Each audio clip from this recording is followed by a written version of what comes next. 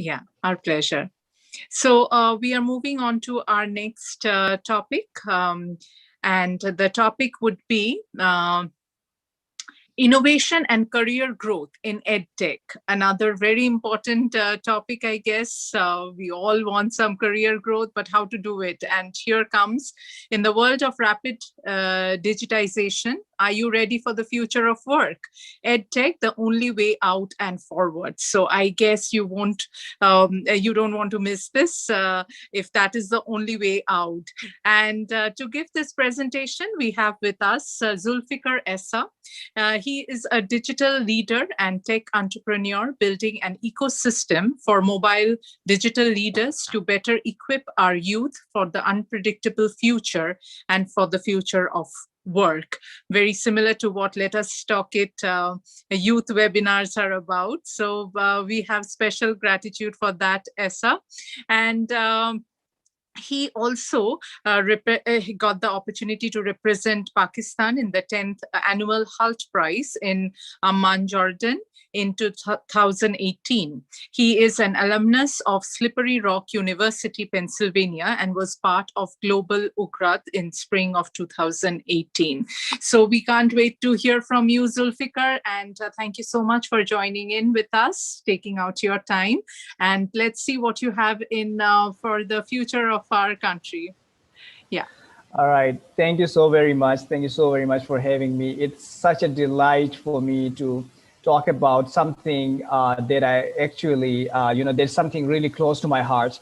And thank you so very much, Muthu. What you said is something I cannot deny. Neither this, the world of internet can deny. What you said is the future, and what you are doing is something really incredible. And I would say that I'm really proud of you, man, for that.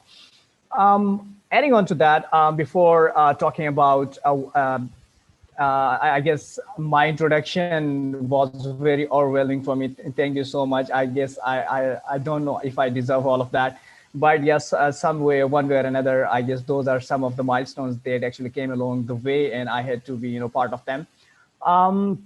I'll start off with a little bit introduction and talking about some of the basic and some of the most important things that I actually wanted to share here. And probably I'll share a small slide deck with you all as well, in like a couple of minutes. So yeah, for those who have joined quite recently, I'm Zulfiqar Essa. I'm from Pakistan, the northern part of Pakistan. And if you might have heard about Pakistan, you would feel like the warm Pakistan. No, I'm not from that. I belong from the coldest region, where the world's second highest peak actually is, and where it's freezing cold right now. You can see my hoodie. I have put on a hoodie as well. And in winters, we actually get like a temperature of -30, -35 as well, just like, the United States and Siberia at some point. So, excuse me. The idea initially the idea of EdTech came into my mind. I'll actually narrate a story. If anyone actually wants to ask a question, or if anyone actually wants me to elaborate something, you guys can actually, ping me. I'll stop and then I'll explain that concept to you. So yeah, it all started with three boys sitting in a room at one, I would say it was a rainy day, which actually, in Islamabad, the capital where I used to study in, ComSets, one of the most prestigious universities in my country. I was stuck with my friends, and that's when, it struck us that, we actually need something to do about, about educating ourselves first in the field of education, and then, inbounding that with technology. So it happened that night when three of friends were sitting in a room, and then just ranting about random stuff. That they're pursuing a degree of computer science, but they do not have like a basic knowledge of that. And then when they are in the university or in our college, they are not being able to provide the results up to the point. So in a world of rapid advancements, belonging from one of the remotest valleys of the country, and then adjusting with them all, and then trying to give then trying to compete with them, can be a big dream for someone like me, or can be a dream for a lot of youth who do not have access to internet. So it happened when in 2014, when I first saw, when I first used YouTube for the first time. And quite interestingly, before that, I never used internet. That might sound silly, but yeah, that was what it was. So I would say the fascination that I actually got from using all those applications on internet like YouTube, Facebook, Instagram, and all that. I was lost in that world. I was like, man, what am I looking at? Look at this beautiful application, Facebook, where I can actually talk to people without actually, being physically present. And look at all this YouTube and all that. I can actually watch any movie I want, and I can actually, get to know about any sort of stuff I want to. So that is when it actually struck me that, what about those people who do not have access to internet, and then they are all of a sudden exposed to something huge and incredible like internet. So I gave it a second thought. I thought about it, and it actually struck me that, one way or another, if I'm privileged enough to get all these resources, how can I give back to my community with the people that I have with me? So me and my friends, we actually started off with a voluntary project called Empowering Young Minds, and there was the first session that we conducted in one of the remotest areas of our country. We went there and we told them about, imagine. So I'll give you a scenario that imagine there are like 100 kids, and almost 90% of those kids haven't used internet. See, and then you are someone who has been recently, exposed to all that experience in the first place, and then you have to, tell them in a way that they can understand that concept, that, there's the internet, you can do all this cool stuff, there's freelancing, and then there's all this that cool stuff that we do on internet, right? So yeah, it was a very, I would say, very interesting session when you were trying to tell them about something very abstract. Imagine, talking about ghosts to someone who doesn't believe in ghosts, right? It was a similar scenario. So we actually had to do that, and then we actually designed a curriculum by sitting with the team that I had.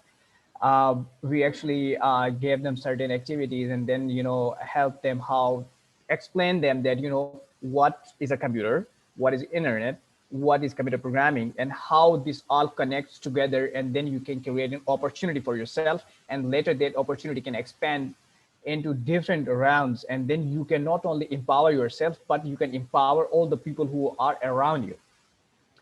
um, so the journey started in like 2016, and, with time, those voluntarily efforts were turned into a business idea later, when we were incubated, me and my friends, the three co-founders, along with the core team of 5. We were incubated in one of Pakistan's biggest, incubation center, based on our idea that, the Edtech is important. We showed them the importance that, there needs to be a certain, there needs to be a certain platform where, kids from from the backward areas can come, and then they can actually talk, and then actually learn about something, and then express their skills, and then actually can create opportunities, right? Um, so our journey of business started then. At that very point, I got the opportunity to visit United States for like a semester exchange program, and so that was when I actually had an opportunity to go to MIT as well. So when I went there, I actually got to see that there were small kids, wandering inside the university, and someone belonging from like Pakistan, and then going to United States, and then going to MIT, and then, seeing kids there. I was so perplexed. I thought, maybe they might be, some professors or some, faculty members' kids. Little did I know that, those were the kids who actually were on campus just to learn how to code a computer. It actually struck me harder than it should.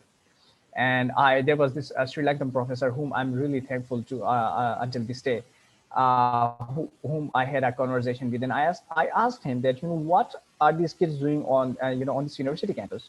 He actually walked me through this entire process of that. There were these small kids where they are being trained on different modules of block programming.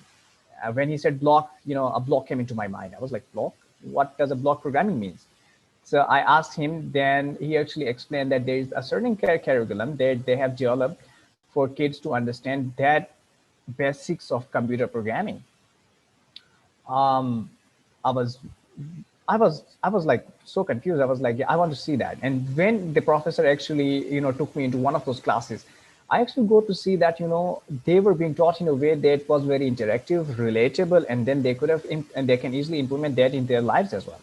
So I took that curriculum for them, and then worked back, came back to Pakistan, and then worked with my team, and then developed our own curriculum and mapped it onto the IQ level of our own kids by using human-centered design, and then design a curriculum that they can understand. Um, well, I was so happy when when we came back and then we start implementing that. In the running a startup is just like a battle, I must say, and in third world countries it's really difficult as well. So, but there is opportunity where there is a battle. There is an opportunity, right? So that happened with us as well. We strike the right opportunity on the right time, and Techscape started operating from like one village, started off with like 5-10 students, and then alhamdulillah till now we have trained more than like 7,000 kids on the same curriculum across Pakistan, and we are among the leaders in the edtech industry now. So the point of this journey and the point of telling you all this story is that uh, once I felt empowered, and then I was perplexed, and then I thought there was a way. It couldn't have been possible without the people that I had around me. That's what I wanted to say. I worked with the like-minded people.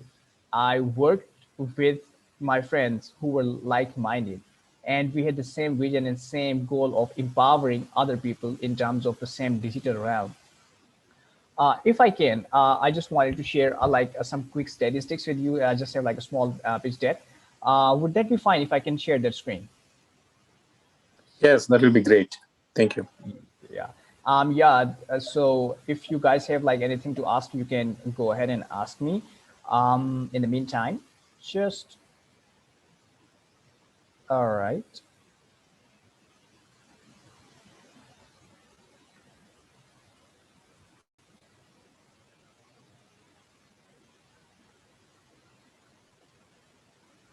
Let me know if you can see my screen. Yes, we can. Yeah. So that's me on the screen, as you can see. That's our tagline for Techscape. Techscape, we say that, with Techscape, we want you to step into the digital future because the future belongs to the digital world. Who better than you guys can actually relate with that, right? Basically, I'm the co-founder and chief marketing officer at Techscape, and I'm working as consultant as marketing and business development in a couple of other companies right now. Among those is Alphose, uh, the logo that was showing before when I was joining this session. So about Alphose, it's Pakistan's biggest edtech company, and it has taken on board all the universities that are operating in the field of education. And boy, we are doing wonders here. I would say that. Um, so a, a little appreciation was what actually I would actually wanted to share with you. You might have heard about a lot of melas. There are melas, right? And we call them here, where actually a lot of people can come in and then mingle and then enjoy that. We just wanted to introduce the concept of a tech mela, right? A tech mela. We call it the tech fair, and we actually initiated with initiated that with the help of um, you call it the United States USAID's fund.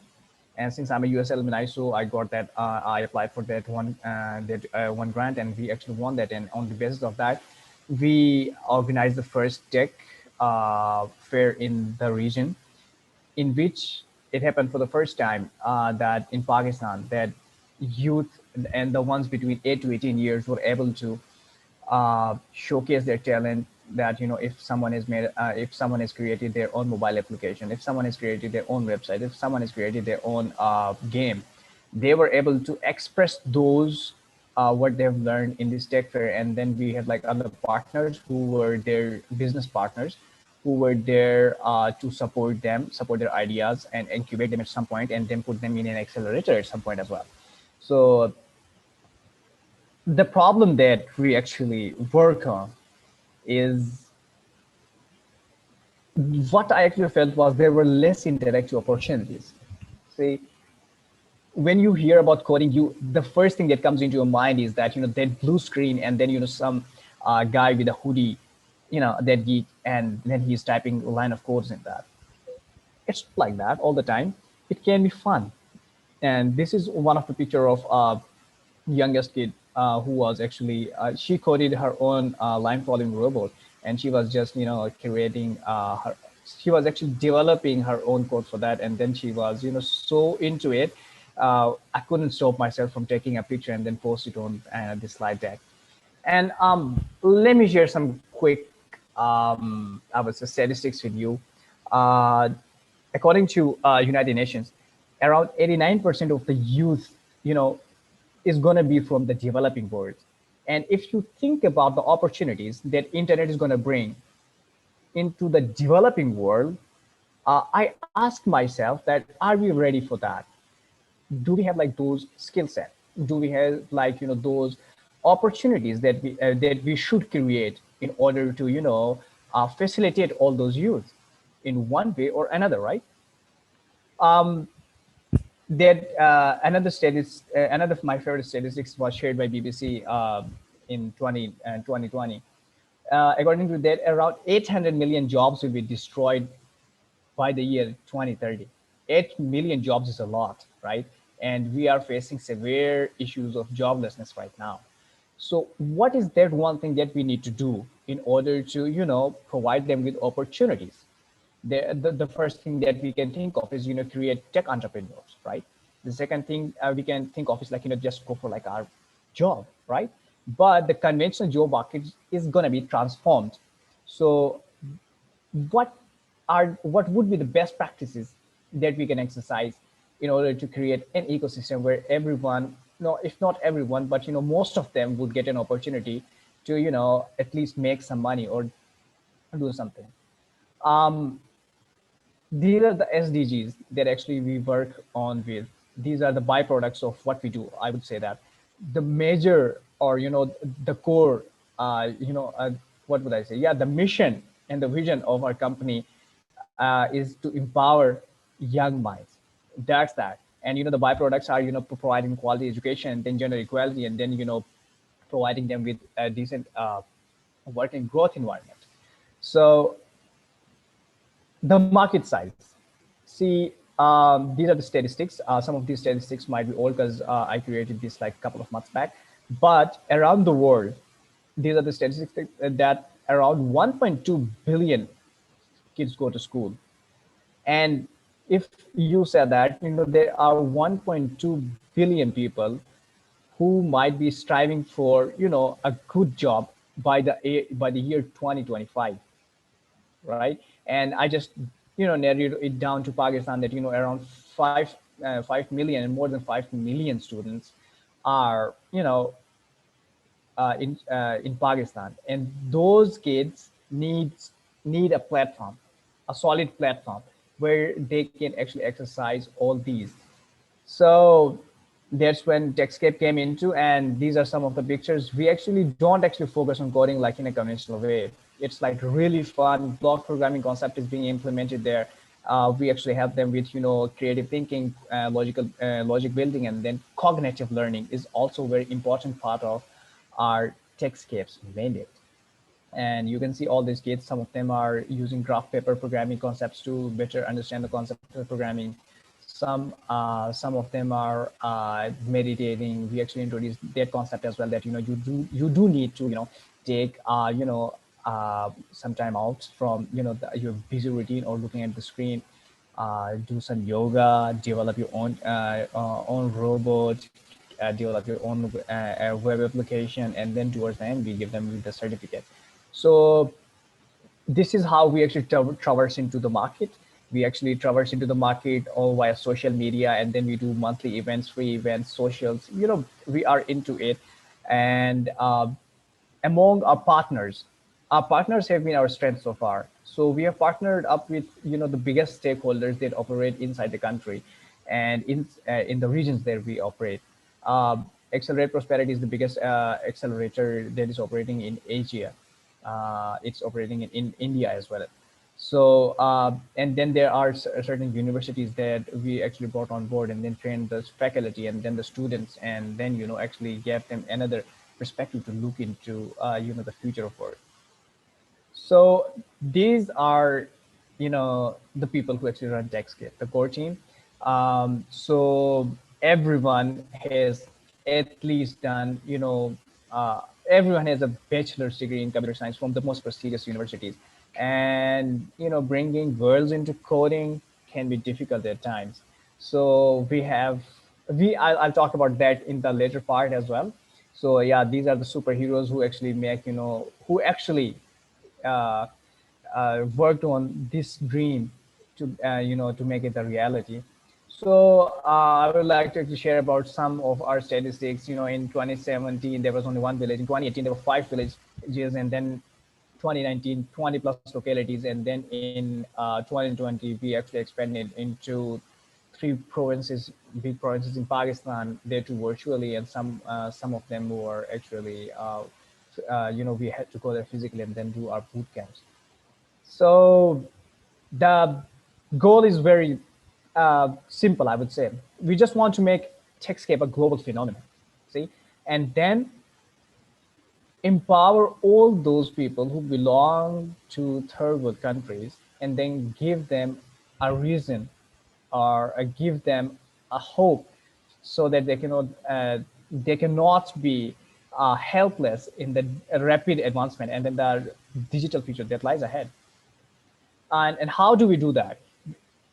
So our secret ingredient is nothing else than our accelerated learning programs. And those accelerated learning programs are catered, designed, and devised by our very able. There are certain departments that actually work within TechScape, the development team, the training department. Then there's the software department. So what actually happens is, if I would actually like to expand that, we train the kids.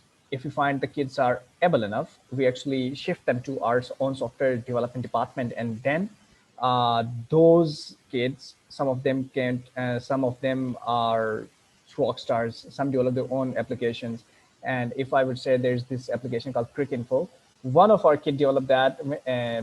He's like 15 years old, and that has like more than like yeah, 5 million downloads on that. So I guess our success story is, I do not need to talk about that. Our success story lies in our alumni that we have trained, or alumni that have been part of us. So thank you so very much. I guess that was a little bit about TechScape. And about that, quite recently, we launched another initiative, and we call it the SheDev. So SheDev it became another biggest phenomena in my region, where, in a country like Pakistan, where you want to provide someone with an opportunity, I would say that an opportunity where they can come and exercise and then actually see all those and seek all those opportunities. So that happened to be a long dream of ours. So we actually came up with SheDev, and it happened for the first time that, in Gilgit-Baltistan, the place where I belong from, more than 20 female, they actually were empowered enough and given an opportunity where they could come and they could learn all the basic of digital skills, and then implement those skills in their work, and then actually get all the opportunities that we thought that they need. And we have launched it quite recently, but we are actually aiming to expand that into different cities, and later into other countries as well. So that's a small introduction, and I wouldn't say that small introduction, but that's how our journey started, and that's how I started.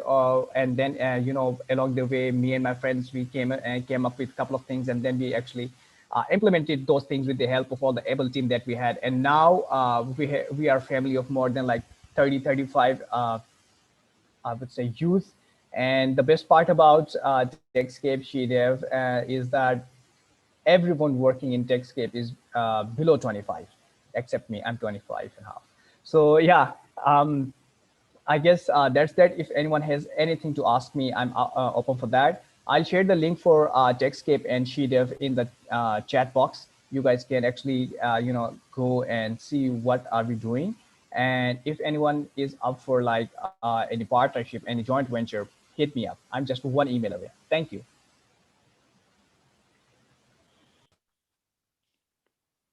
Yeah, thank you so much, Zulfiqar.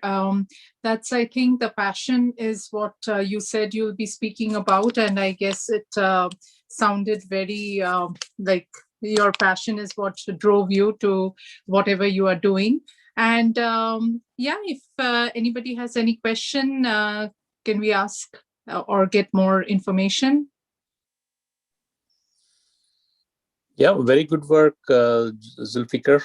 Please continue your good work, and that's always good to empower more youth and make the world a more capable place, capable and collaborating place.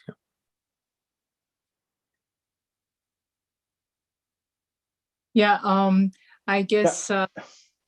Yes, our the youth webinars and what I was talking in the beginning is what we are doing from our side to empower and enhance the community, the youth in particular, to hear their voice. So nice to know that you are also thinking in the same direction, and not same. I mean, it's a different area altogether, but yes, those thoughts matter a lot. And thank you so much for joining in, sharing your thoughts and your achievements, and also giving your time. Yes, you are sharing some links in the chat. If anybody is interested, they can get to know more. So yeah, with this, we just want to let you know that these webinars are absolutely coined and made to for the society, for the community. So please, if you have, if you know anyone that is willing to speak, or you know a topic that you want to hear from our speakers, do let us know in our webinar at letustalkit.com email. And we will continue these webinars every Wednesday from 12 p.m. EST. And usually we have 3 speakers. And we talk about, anything that helps us, be it technical, management, health, and of course, leadership. And it's growing, people know. And if you can share the word, it will be a great help as well. And as far as the youth webinars are concerned, we will be having our youth webinar this Saturday from 4 p.m. EST. And the topic would be natural forces, disasters, and yeah, and the coming week, the younger youth group will be having a very interesting topic about inventions and discoveries.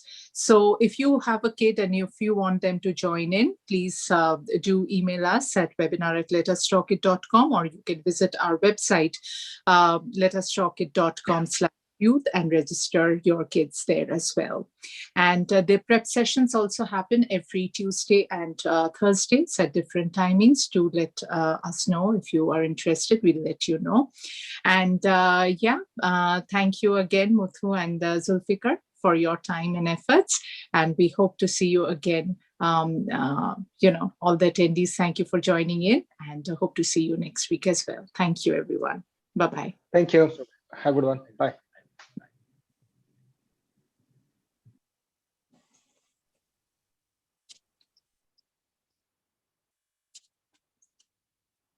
Thank you all.